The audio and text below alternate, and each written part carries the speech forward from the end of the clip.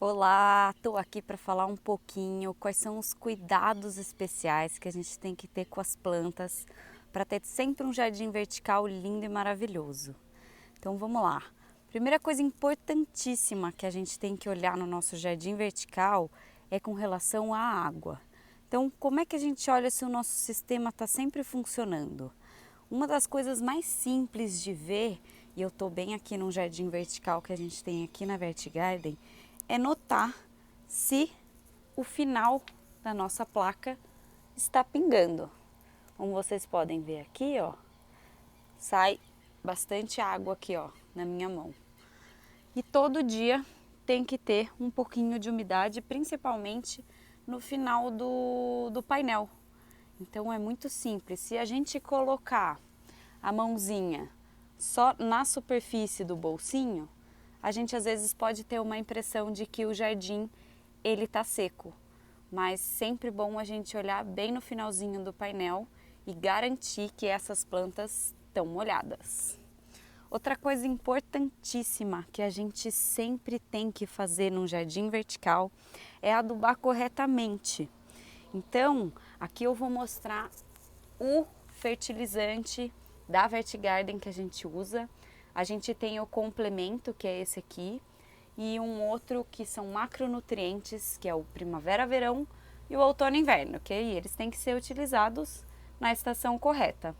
Então a gente tem o nosso fertilizador aqui e que a gente vai estar sempre adubando aqui com o nosso adubo Vertigarden para que as plantas, para garantir que as plantas sempre recebam a quantidade de nutrientes e elas nunca tenham qualquer tipo de problema com deficiência.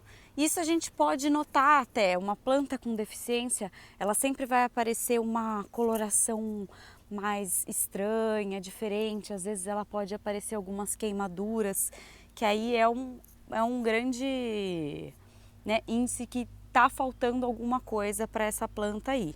Então é sempre bom a gente garantir que elas estão recebendo alimento suficiente. Outra coisa é iluminação, né? As plantas elas fazem fotossíntese e elas precisam muito receber uma luminosidade natural para poder realizar, para elas poderem realizar todo o metabolismo delas, né? Então, se você está num ambiente interno, fechado, com pouca iluminação, a gente também utiliza aí lâmpadas de LED que elas têm o mesmo comprimento de onda, elas tentam imitar o máximo possível do que fosse um local bem iluminado. Não necessariamente um sol direto, apenas iluminado mesmo. E a planta ela consegue realizar todo esse metabolismo dela normalmente. Uma outra coisa que é muito importante, pouca gente exclui, simplesmente não fala, é quanto à manutenção. Qualquer jardim, qualquer planta, elas precisam de uma manutenção, principalmente quando é troca de estação de ano. Inverno, as plantas elas vão responder menos, na primavera elas vão responder muito mais, ou seja, elas vão dar muito mais, as folhas grandes, vão ter sempre aí seus caules enormes e a gente precisa fazer uma limpeza, né? Toda essa cobertura vegetal aí para que elas não fiquem tão abarrotadas, umas não fiquem por cima das outras. Então é sempre legal, por exemplo, aqui a gente tem esses sampatins lindos, quando a gente está na época certa, que é mais final assim do inverno, começo da primavera, a gente tenta podar elas bastante para que elas voltem com muito mais rapidez e muito mais força aí para a primavera e para o verão.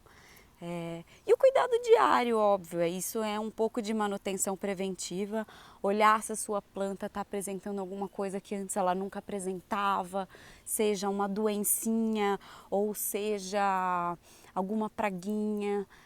Isso é muito fácil de identificar normalmente, assim, essa época do ano a gente vê muito uns bichinhos brancos, né, nas plantas, ou as plantas meio meladas, é bem estranho mesmo, mas é comum, é coisa de planta que está com deficiência aí de nutrição, planta que está num ambiente que às vezes não é o ideal e está faltando alguma coisa, então elas tendem a alertar a gente aí que está com algum probleminha.